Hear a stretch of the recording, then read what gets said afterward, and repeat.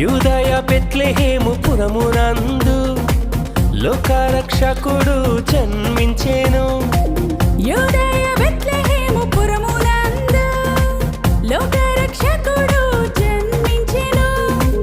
ఆనింగి మెరిసింది ఈ నేల మురిసింది, ఆనింగి మెరిసింది ఈ నేల మురిసింది, భూమంతా పరవశమైంది.